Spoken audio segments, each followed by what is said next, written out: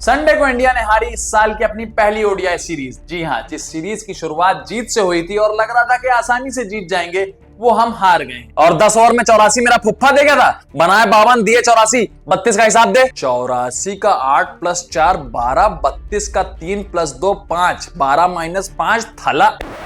AR. Rahman के एक interview से सोशल मीडिया पर उनकी कुछ क्लिप्स वायरल हुई हैं, जिसमें उन्होंने कम्युनलिज्म, पावर शिफ्ट, काम ना मिलना और छावा मूवी के बारे में बातें करी हैं, जिसके बाद जो बवाल हुआ है उससे तो आप वाकिफ ही होंगे। आजकल कपिल शर्मा अक्सर रूलिंग पार्टी पर तंज कसते नजर आ रहे हैं, कभी राजा बनकर, कभी बुजुर्ग बनकर और अब तो होस्ट बनकर। कुछ चीजें हाथ में लेने का समय आ गया है भाई। सुबह सुबह ओ रोमियो का ट्रेलर आया है, और क्या जबरदस्त ट्रेलर आया है। लोगों का कहना है इसमें एक्शन है, रोमांस है, ब्रुटैलिटी है। माघ मेले में शंकराचार्य और उनके शिष्य स्नान करने गए, तो वहां प्रशासन ने बोला कि आप यहां अव्यवस्था फैला रहे हैं, जिसके बाद प्रशासन और उनके शिष्यों के बीच हाथापाई हो गई। नमस्कार, आदाब, स्वागत है आपका द वीकली शो विद अंश में। और हालचाल सब चंगासी।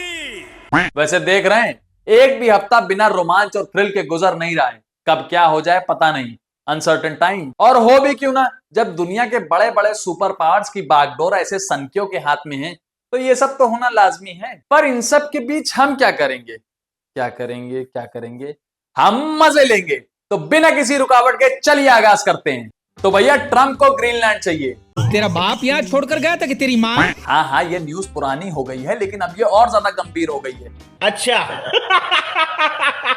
ट्रंप ने बहुत सारे यूरोपियन देश और डेनमार्क से कह दिया है कि वो अमेरिका और ग्रीनलैंड के बीच ना आए, और यदि अगर उसने दखल अंदाजी करी तो या तो वो उस देश पे धावा बोल देंगे या टैरिफ तोल देंगे। मोदी जी के बेस्ट फ्रेंड ने सर पर कफन बांध लिया है, या तो आर या पार। अब की बार ट्रंप सरकार। हेलो ईरान, उसकी नजर तुम पर है किसी भी समय। अच्छा, एक सेकंड रुको। हेलो, क्या ईरान से नजर हटकर ग्रीनलैंड पर ध्यान आ गया? अच्छा, एक मिनट, ईरान रुको, कर रहे। हाँ ग्रीनलैंड, तुम्हारा गाड़ा लग चुका है, डेनमार्क को बोलो मदद के लिए आए। एक सेकंड। हेलो, क्या इंडिया को चाबार पोर्ट खाली करना है ईरान से? एक सेकंड रुको, ग्रीनलैंड कर रहा। हाँ ईरान, इंडिया को चाबार पोर्ट खाली करने के लिए बोल रहा है। हाँ एक सेकंड। हेलो, हाँ अगर फ्रांस ने ग्रीनलैंड की मदद करी तो उस पर टैरिफ ठोक देगा। एक सेकंड, ईरान रोक के। हेलो फ्रांस, तुम पर टैरिफ? अच्छा एक मिनट, क्या इंडिया पर फिर से टैरिफ? हेलो इंडिया, अच्छा रखो।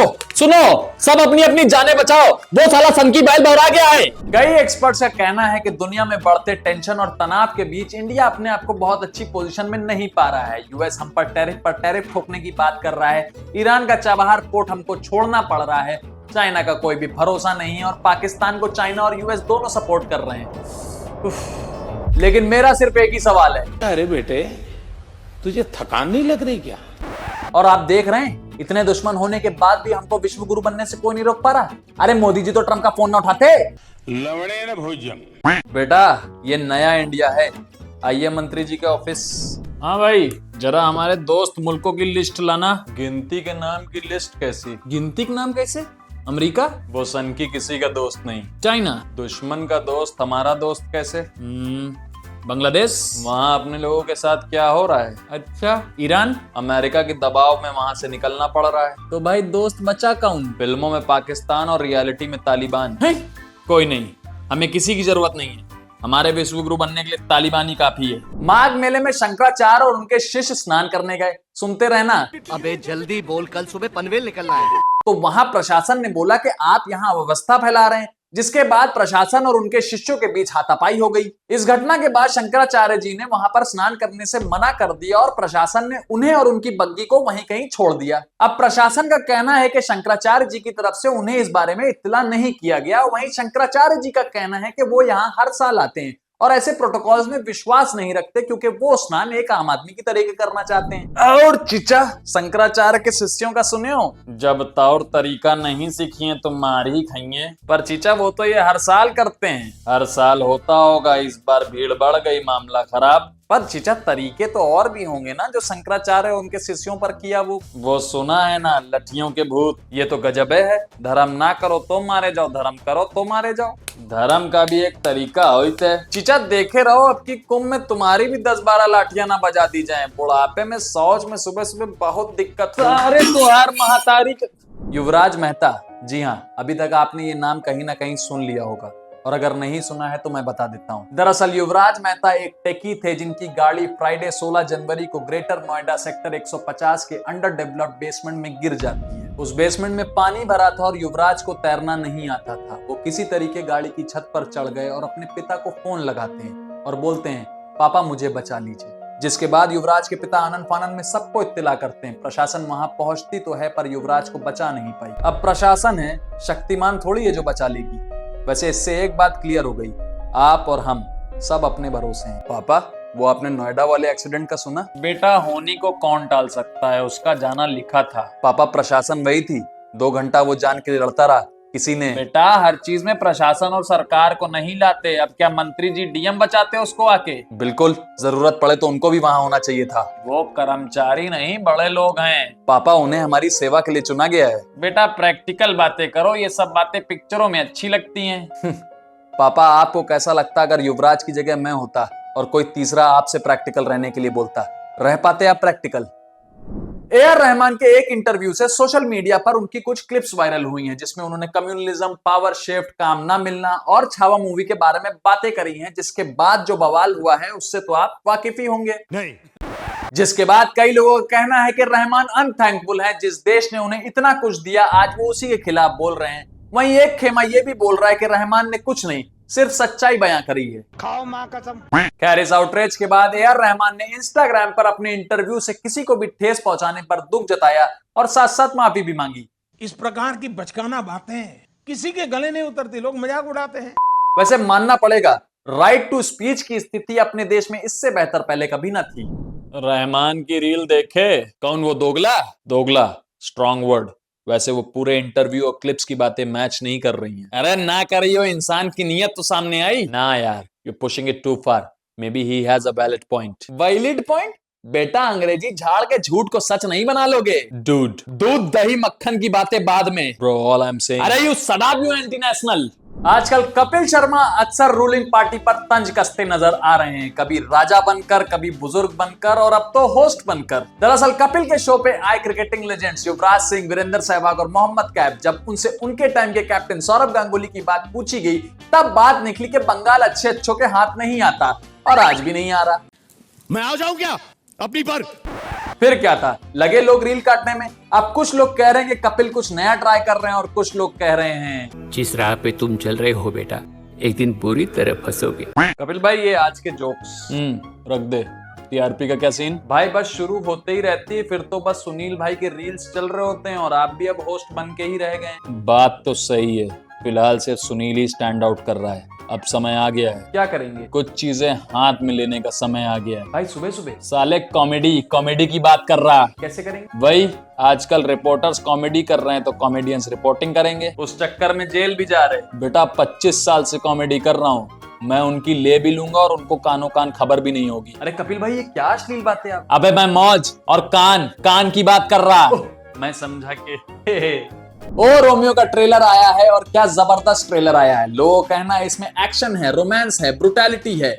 विशाल भारद्वाज जो शाहिद कपूर के साथ बहुत टाइम बाद काम कर रहे हैं, इससे पहले उनके साथ हैदर और कमीने जैसी शानदार फिल्में बना चुके हैं। शाहिद भी कबीर सिंह के बाद अपनी अगली ब्लॉकबस्टर ढूंढ रहे हैं और फिलहाल इस मूवी में उनका काम बढ़िया लग रहा है। इस मूवी में उनके साथ नाना पाटेकर, अविनाश तिवारी, विक्रांत मैसी, फरीदा जलाल, तृप्ति डिमरी, दिशा पाटनी और तमन्ना भाटिया भी हैं। मूवी हिट करानी है, शाहिद को इश्क करा दो और अंदर का जानवर निकलवा दो। रिटर्न में लोगे? इस सज्जन को क्या तकलीफ है भाई, क्या तकलीफ है इनको? इधर आओ भाई, लव स्टोरी बनाएंगे। सर प्लीज, दीवाने की दीवानियत और सैयारा के हॉस्पिटल बिल से अभी उभरा हूँ। बेटा मैं लव स्टोरी नहीं तबाही बनाऊंगा। मालूम है, लड़की के लिए दुनिया जला दूंगा। अबे मैं क्या तुझे कोई छपरी डायरेक्टर लगता हूँ? नहीं अभी तक तो नहीं। जिससे मोहब्बत है तबाह भी उसी को करेंगे। Oh nice. पहले जिसके लिए दुनिया से लड़ेगा, एंड में आते आते वही दुश्मन। बढ़िया लग रही, बस अब आप छितराना नहीं। फिर शक कर रहा? नहीं, कई हैं ट्रेलर दिखा के हॉल में काटने वाले। फ्राइडे को रिलीज हो गई बॉर्डर 2। जी हाँ, एक टीजर, 2 ट्रेलर और 1.5 दर्जन गानों के बाद आखिरकार बॉर्डर 2 थिएटर में आ गई है। ये मूवी 3 घंटा 19 मिनट लंबी है। देख रहे हैं, अब लंबी मूवीज चल रही हैं तो सबको लंबी मूवीज बनानी है। 1997 में आई बॉर्डर की लेगेसी मैच करने के लिए इस मूवी में ढेर सारा सीजीआई, वीएफएक्स, गाने, पुराना माल, नई खाल, बहुत सारे स्टार्स और सनी पाजी की दहाड़। इस मूवी के कुछ सिमिलर डायलॉग्स हैं, जैसे अर्ज किया है कि तुम इतना पानी खींचते नहीं होगे जितना हम निचोड़ देते हैं, वगैरह वगैरह। मूवी कैसे बनी? सर बॉर्डर 2 बनाते हैं। अच्छा, कोई स्क्रिप्ट हाथ आ गई क्या? स्क्रिप्ट किसको चाहिए, सिर्फ लोगों के नॉस्टैल्जिया पर खेलना है। क्या दिखाओगे? कुछ नहीं, सनी पाजी चिल्ला रहे हैं। फिर सनी पाजी चिल्ला रहे हैं। आगे? Cut to 3 heroes, Varun, Diljit और अहान शेट्टी के सीन्स डाल देंगे। अच्छा, फिर इनके सीन्स जहां पर खत्म होंगे वहां सनी पाजी फिर चिल्ला रहे हैं। अबे और कुछ है? हाँ है ना, जंग का माहौल होगा, जीतना होगा, हाँ ठीक है। सबको मोटिवेट करना होगा। हाँ ठीक। अब कैसे करेंगे मोटिवेट? कैसे? फिर से सनी पाजी चिल्ला रहे तेरी। संडे को इंडिया ने हारी इस साल की अपनी पहली ओडीआई सीरीज। जी हाँ, जिस सीरीज की शुरुआत जीत से हुई थी और लग रहा था कि आसानी से जीत जाएंगे, वो हम हार गए। आखिरी मैच हम 41 रनों से हारे और इसी के साथ हम पहली बार न्यूजीलैंड के खिलाफ ओडीआई सीरीज घर में हारे हैं। उफ, एक ही तो जगह थी जहां गम गलत कर पाते थे, अब वहां भी। मेरा तो इतना लाइफ खराब हो गया है। इस सीरीज की हार के बाद फिर से फैंस ने अपनी अपनी तोपें गंभीर साहब की तरफ तान दी हैं। जीत जाओ तो वाह रे जीजी एरा, और हार जाओ तो यह है तुम्हारा जीजी एरा। मैच के बाद के सीन्स। बॉयज, ये क्या था? ये 3 मैच ओडीआई, बाकी 5 टी20 होंगे। अरे मेरा मतलब परफॉर्मेंस। वो इनसे पूछिए, मैं तो इसी वाले में आया। इधर विराट भाई सेंचुरी मार नहीं थक रहे और हम उधर हार नहीं थक रहे। भाई बस नाम लो, किसने खराब किया खेल उसकी तो क्या नहीं, बोलना तूने खराब किया खेल। भाई मैं 50 मारा, 4 चौके 4 छक्के और 10 ओवर में 84 मेरा फुफ्फा दे गया था। बनाया 52, दिए 84, 32 का हिसाब दे। 84 का 8 + 4 12, 32 का 3 + 2 5, 12 - 5 थला। चुप 32 का हिसाब दे। भाई मैं तो 50 बना के बच गया, हिसाब तो अब आप दोगे। संडे को इंडिया को हार तो मिली, लेकिन उस हार के बीच में खड़ा था एक शख्स जिसका नाम था विराट कोहली। जी हाँ, विराट कोहली ने पूरी कोशिश करी कि वो ये मैच इंडिया को जिता सकें, लेकिन एंड में आते आते वो नाकामयाब हो गए। कभी कभी लगता है कि अपन ही भगवान है। विराट कोहली ने शानदार 124 रन बनाए और इस लड़ाई में उनका साथ नीतीश रेड्डी और हर्षित राणा ने बखूबी दिया। और फिर वही एडिट्स, 2016 में भी इंडिया को कोहली संभाले और 2026 में भी कोहली ही संभाले।